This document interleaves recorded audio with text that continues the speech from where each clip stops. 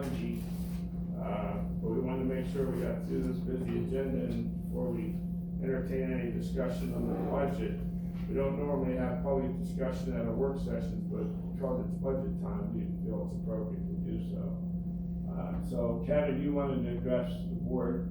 I don't know which order, you're on here first, so we'll take you first, and then Michelle also. And One. Kevin, your answer is Ron Decker. Ron Decker? Ron Decker. Okay, appreciate it. And if we don't have the answers to your questions, we'll certainly research. We are, by the way, as a matter of comment, we are researching. We have each of the departments responding to a question that was asked Monday about ammunition. So Well, I there- don't know about each department, she I got one specifically from asked prison. about probation, and so I got one from prison as well. Yeah, it's all about the president. So we don't have that bottom line answer, but basically, I think what it's gonna boil down to, Michelle, it's gonna be a list of how many people use weapons, how many times they go to practice, how many rounds they shoot at each training session, and then it's gonna sum up to a total. We'll see if we can have that, I don't know if it'll be around Monday or next Thursday, but we'll continue to gather that data. So with that, Kevin, you wanted to talk, you wanted to over something? Can we flip flop? What's that? Yeah, that's I why got a little bit more that she does. Okay. The December 12th meeting is a night meeting. Is that going to be concerning the budget? Or is that a voting meeting for the budget? No, It's not a vote, when is the no, vote? that, on the beginning of the year, when at the beginning of each year, and Commissioner Snyder, Harding and Schesinger will do this in January, we have to establish by law our meeting agenda, schedule, location, and times of our meetings. You do that in January. we actually would like to do that before January. Actually, okay, sorry, Jan, we go before that, I guess, sorry. And we want to talk to you too about that, but, we have tried moving meetings around the county. We have tried night meetings. This year, 4 times, Jan, help me. Quarterly. We set 4 night meetings this year quarterly, and that happens to be one of our night meetings. Now, with that said, it is a voting session. We will be voting on the budget on the 19th, a week later. But at that meeting, because it's just like today, we usually like to use our work sessions for dialogue. We will allow public discussion on the budget, at that meeting on December 12th, that's next week, a week from today. Is there any way that we could get a town hall concerning the budget? No? No, we would take questions, people can call us. It's not a process that we define, it's when we embarked on our budget process, people wish to attend that meeting, they can attend any meeting they want, where we're allowing public discussion. You mean on like Monday and Thursday? And that evening is. On the 12th? Yeah, they can come at that meeting. So this. We're not calling it a town hall, it's one of our regular meetings, Okay. yeah. But we will allow budget discussion at that meeting, Okay. right? Concerning the budget, what is the beginning budget or the carryover from 2019, FY 2019? It's not listed on the budget? I guess that question is, it's hard to give you a sum, because it's in different funding pots. Just like, because we work under funding pots, because that's what the state does to us partly. They fund us in funding pots, and you can't mix money up. We do have, probably could come up with a fund balance sum, but you would be asking how we closed 2018, because we don't know 2019's closed budget, it's a guess. Right. You understand, we have to project how we're gonna close this year to have a starting number for next year. We do have a closing number for 2018, so that's done, okay? So we could say, all these funding streams, all these funding pots summed this much, equal this much money. That's a number that we could get, it's probably around the $4 million range, but I don't know,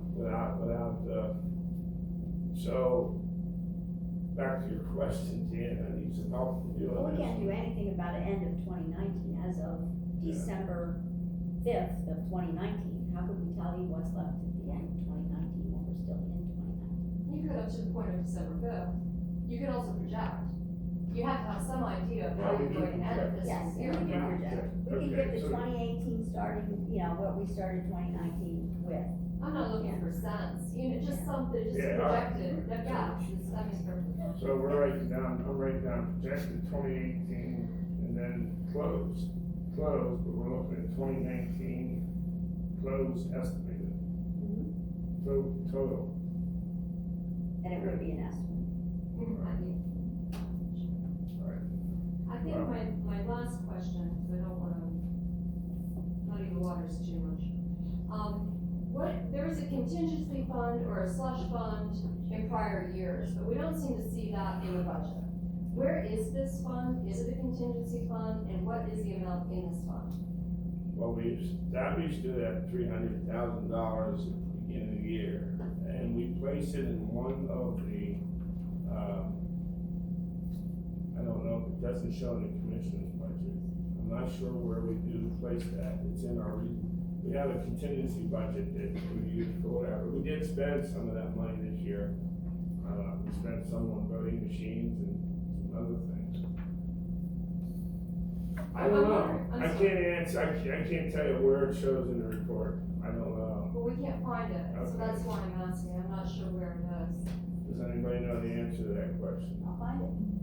Because with the tax rate coming up, I would think that the purpose of a contingency fund would be to, in order to be able to slash things such as that, rather than putting more burden on the taxpayers. We are, I think the budget we built for 2020, touched the contingency budget from 300,000, the one that we have now in front of us, is 300,000 to 200,000 for that very reason.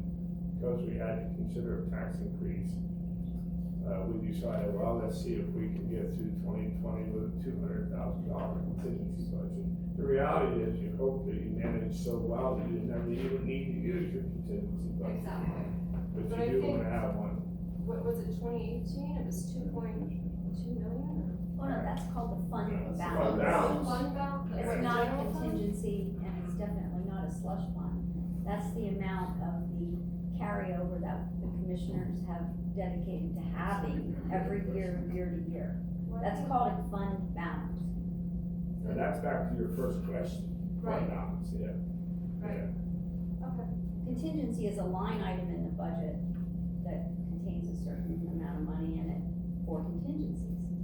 But if you don't have that fund, just like in the prior year, and the state comes along and mandates that you have to have voting machines, which we did not know about when we were preparing last year's budget, we have no funding for that.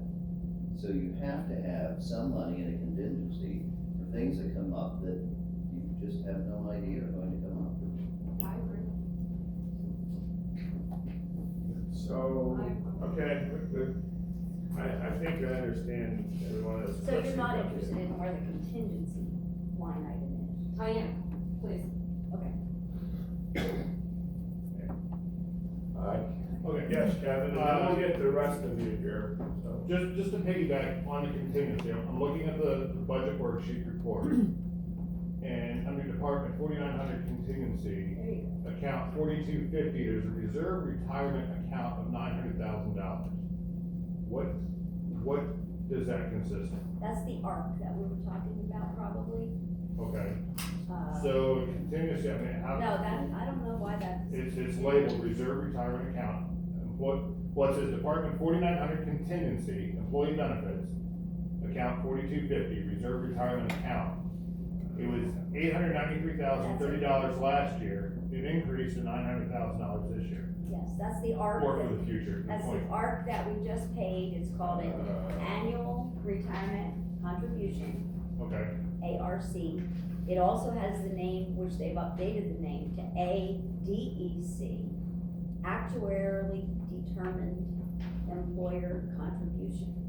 So an ARC that you hear about a lot is now being called an ADEC by, okay. financial consultants.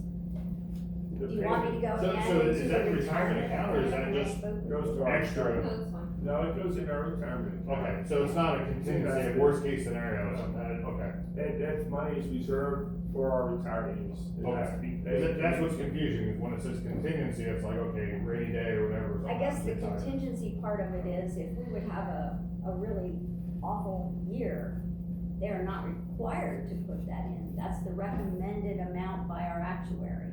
Okay, So we budget the recommended amount each year. It could be that you would put in more, or it could be that you may not be able to put in that full amount to the retirement fund.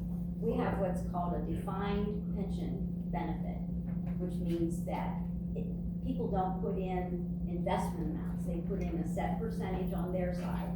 And annually, the county committee puts in a chunk of money that is determined to be needed in order to keep the fund pretty well, funded. okay, And we try to keep that well above 90% funding.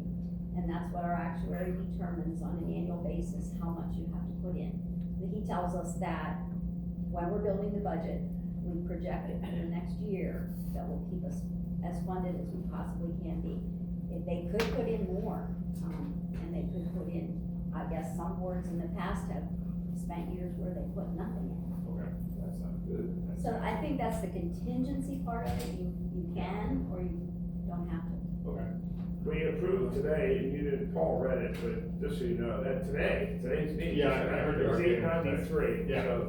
so now there's 7,000 extra we got, so. No, next year. Well, we'll roll, Yeah, we'll it's roll last next year, I was like. Yeah.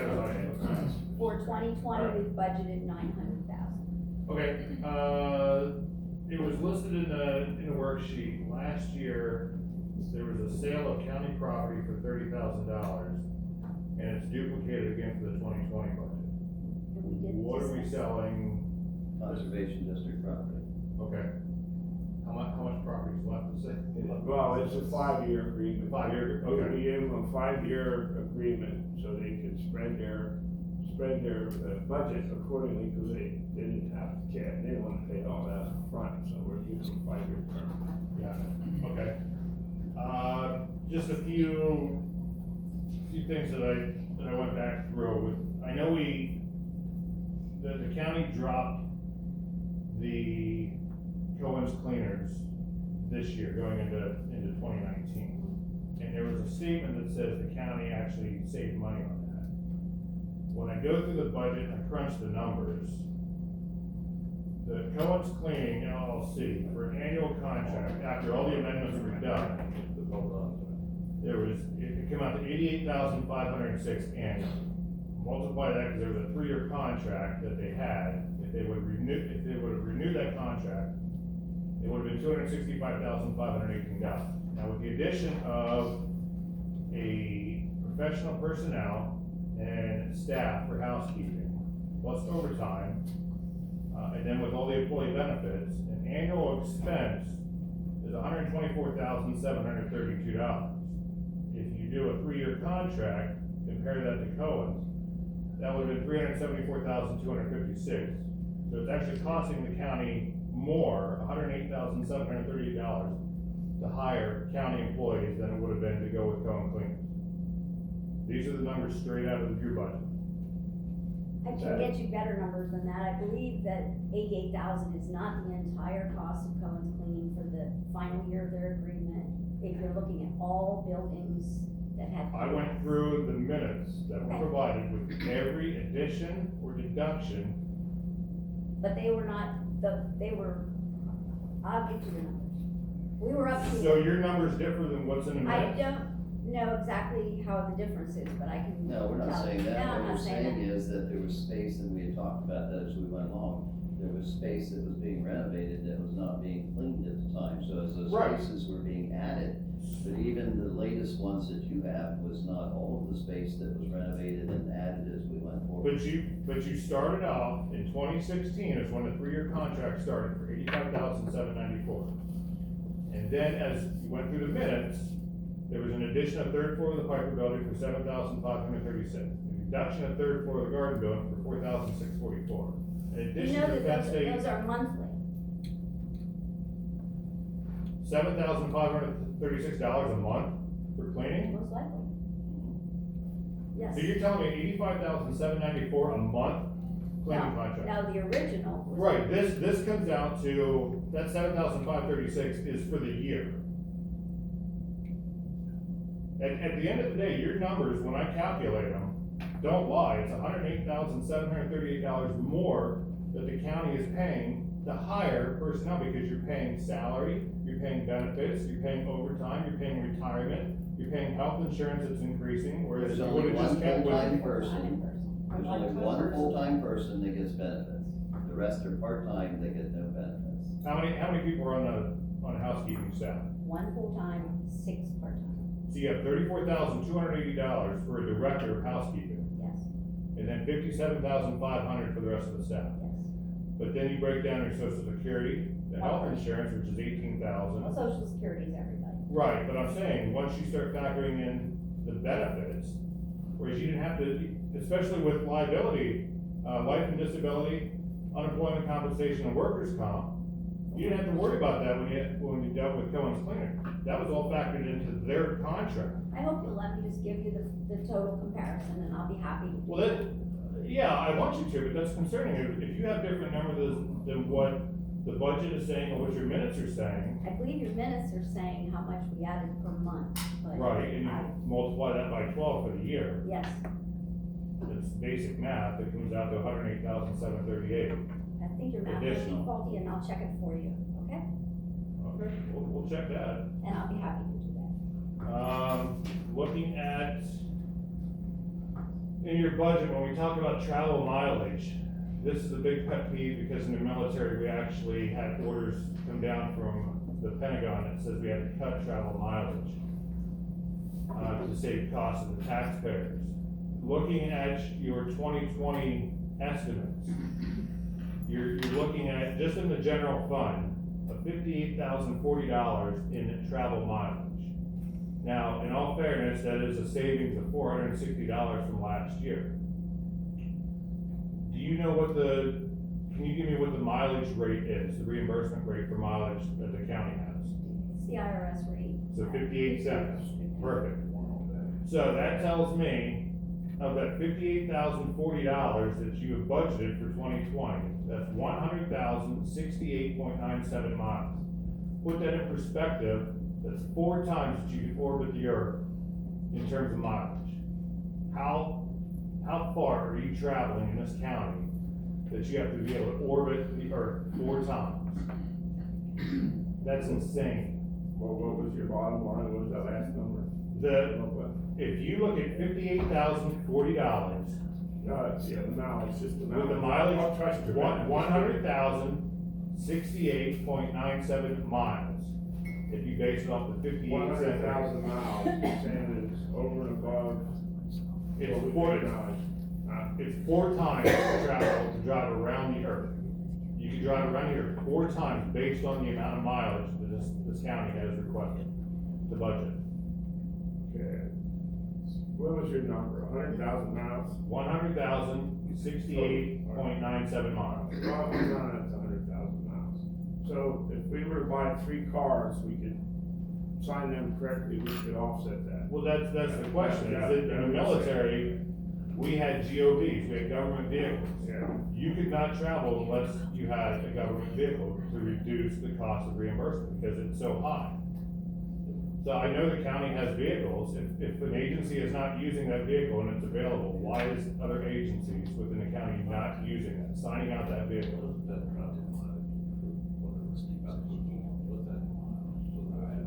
That's Paul's just. question is whether there's any other expenses built into that. Well, line. that- I think that's. That gets me into convention Travel meetings. around, that's separate, right? That gets me into convention and meetings.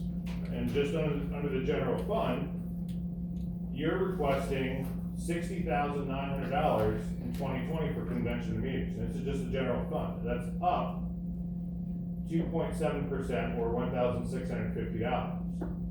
The biggest one is, MIS is looking at an increase of $2,500. Adult probation is $1,000. There's a few other ones. Other ones have actually stayed the same. The commissioners have dropped 17%. Agricultural extension dropped 18%. But at the end of the day, there's an increase. So that's money, if you look at per diem, that was my question, is that in the military, we got per diem. So you got your housing, your meals and expenses, and your mileage was all included with that. How does that work here in Clinton County? Because somebody goes on a convention, you're getting reimbursed for mileage if they use their POV, and it's beneficial to them to use their POV because they're gonna make money on it. That's why the military completely stopped it. They said, you only travel with the GOV. You can't use your POVs. Because they were losing billions of dollars in travel, in mileage expenses. Well, I think that's somewhere that the county can go ahead and slash that.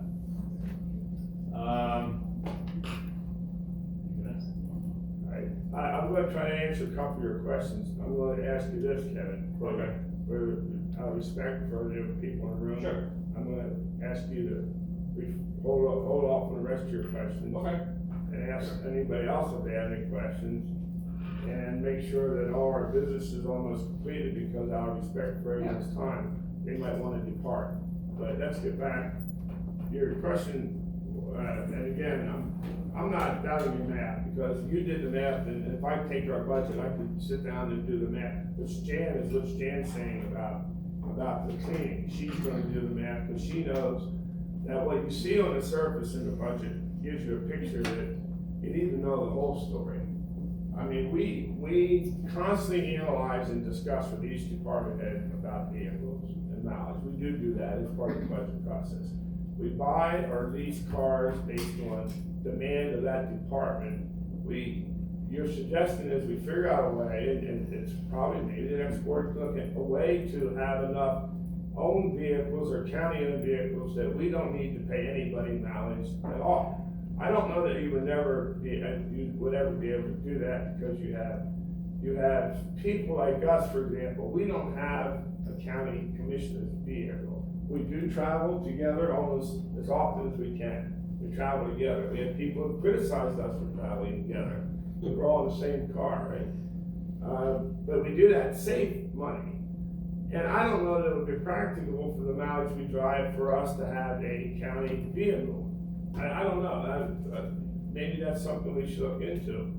But children and youth have asked us to add a vehicle to their fleet because of maybe what you're saying, and they do pay people mileage, but we have actually looked at the math from our business side of it, and we didn't feel that that was cost effective to add another vehicle. So these mileages you're lumping into one number, it's a piece here, there's a little piece here, there's a little piece here, probation and parole. Well, I have it broken down to every. Oh, okay, well, every and what job. you would do with that, what I would do with that is look at a single department that has a lot of high mileage, and then say to that department, do you need a vehicle? So if we Well, miss the that boat. would be you, at $10,344. The commissioner's office, okay, yeah. Now, all right, that's fine, and we've talked about it, haven't we not? Because we do go to meetings where some county commissioners have a county commissioner's vehicle. Although I know if we had one, that would be something else people could complain about, if we have a car. But we've tried to share a ride and whatever, so if that's something that, I mean, it is what it is now, so I don't know how we're gonna change that for this year's budget. Miles and Angela are sitting here, maybe you need to add more vehicles to your fleet. But I don't know that owning vehicles is necessarily a cost savings over paying mileage when you add insurance and all that. I don't know that.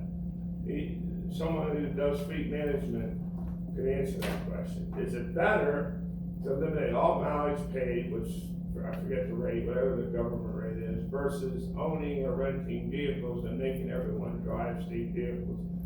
I don't know. As far as. The only thing I'm thinking is then, and I'm against adding more vehicles, because I've looked at it, but, so, to be honest with you, Kevin, we add more vehicles, and then next year someone comes in and jumps down our throat because of the amount of money that we're spending on leasing. Look at that number. I don't like it. I don't like it a bit. Well, I wouldn't say add more vehicles, I mean, that's just. How do you get around it then, Kevin? But you have to assess the vehicles that you have in inventory and see We how have done much that. they're using.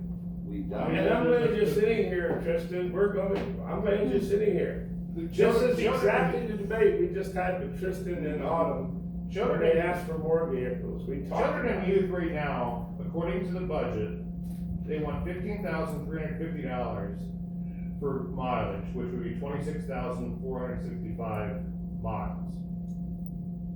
That's they hadn't asked for an increase from last year, that's a carryover from the previous year. Like I said, there's only a few that I found that have an increase, but the commissioners are one of the highest, the courts at 17,000 miles, they're asking for 10,000. That's the court common pleas, because then it breaks down with the district courts. The correctional facility, and then, of course, children and youth are the highest ones. Agricultural extension is a high one as well. But you have to keep in mind with children and youth, at least this part of it, that may be correction, I'm thinking, they get a call at night. Well, I have. Sometimes, because I've talked to them about this, it's actually cheaper for them, instead of driving here and getting mileage, here and back to their home, it's cheaper for them to just go to wherever they have to go than it is to come here and pick up a vehicle. So it's not just clean cut, you just can't say this is how it is always. You have to look at the whole picture about And what's I going on. understand that, but when the county has a vehicle fleet, the public needs to ask, is that fleet being properly utilized? I don't disagree with your view, and I think it's something that perhaps fleet management needs to be explored deeper here in the county. I did that at PennDOT because I had to, and we've talked about it, and I'm saying this, the incoming commissioners are here. We don't do it maybe as good a job sharing, but there's reasons for that, and you know those reasons, Tristan, that as far as we have the vehicle, first of all, they have the vehicles parked. Probation and parole will not share their vehicle with anybody, and they're caged vehicles. They have cages in the back, and they have maybe have equipment in there and so forth. Sheriff's. The sheriff, you're not gonna share the sheriff's vehicles, okay? No, but a lot of it just. But the ones here, vehicles here, are sitting out in yeah. the parking lot can be used. In some counties, perhaps they have a pool. In other words, instead of having assigned vehicles to each department, they have a pool of vehicles, pool manager. And I've seen that in the larger counties. You might have a pool of 50 vehicles, and then someone, signs them and manages that mileage. Maybe that's a better structure. I know that would work better if you had a larger fleet. Our fleet isn't that big, so I'm not sure how that would work here. But if there's an opportunity to improve that, I think what you're pointing out is it should be looked at if there's an opportunity. But hypothetically, just if, because I thought about this too, if they're still getting mileage, then to me that tells me that the vehicles are all being used. Otherwise, why are they still using mileage? So. Well, we don't know that. We don't. Well, ask them. It's not identified in here mileage of GOVs. If that was identified, then we could say GOVs had X number of mileage on there compared to POVs. Gotcha. Yeah. I hear what you're saying.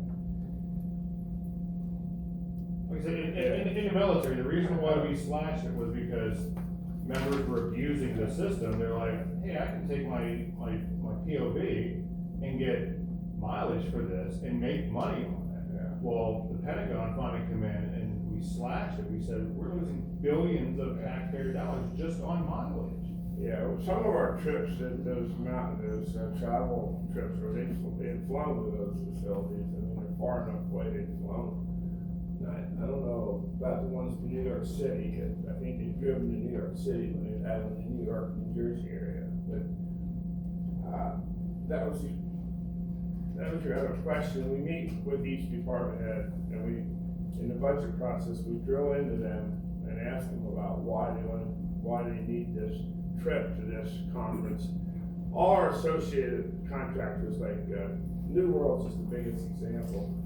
They have conferences around the United States, and they usually have information that benefits our GIS department or our MIT or IT department. And so our decision at budget is we sit there across the table and say, where do you want to go? Why do you want to go there? Who are you going to take? And so we make a conscientious decision as the leadership of the county and say, okay, based on what you're telling us, it's going to be beneficial to the county for you and you to go to that conference, or you to go to that conference. We find a benefit in going to the county commissioners' conferences. I don't know how to justify that to anybody, like here at the spur of the moment, you have to be part of those individual conversations, which is what we're elected to do, and meet with the auditors. Now, the elected officials have a certain degree of autonomy, so we have to fund it, though. We have those conversations with the elected officials who wanna go to conferences, and most of them do. I know, Jen, I don't know if you've been to conferences lately or not. I know Marie may have been, I know the auditors have been. So, but they have a certain degree of autonomy, say, hey, they wanna go. For the department heads, we have that same conversation, and try to say, do you really need to go? Do you have to take, you wanna take 6 people, can you do it with 4 people? I don't know how to explain that other than you have to live it, be there and be part of that discussion. But it does happen. All I wanna assure you and everyone else in the room, we have those conversations. Is the bottom line something that we can reduce? I don't know, perhaps we could. If that's your point, perhaps I might even agree with you. There's a lot of room looking at this budget Yeah. for cost cuts. I mean, in the 2 items you mentioned, I don't know what the math would work out in savings. If we implemented in maybe the way you suggest, what that would mean in the bottom line. If it's $50,000 or $100,000, I don't know. Yeah. All right, I'm gonna turn from Kevin for a moment and ask any of you other folks present. We are gonna have a department heads meeting today, correct? Yes. And we are gonna just have some conversations probably about the budget there, and just a little bit, and some other things. But if any of you, other than our own employees and the elected officials, there are some other people here, do you have any questions about our budget at this time? We will meet Monday at a work session, and you have an opportunity then, and again next Thursday at our night meeting, if you wanna talk to us about the budget. If not, we'll continue our discussion with Kevin if he has more questions. And if any of you feel, am I missing anything, Jan? No. Look at my agenda. The night meetings, so. Yeah, you can see some of our activities there on page 3. Okay. So if any of you need to get up and quietly depart, feel free to do so. If you want to enjoy it, and join us in the conversation, feel free to do so as well. Kevin, what else do you got?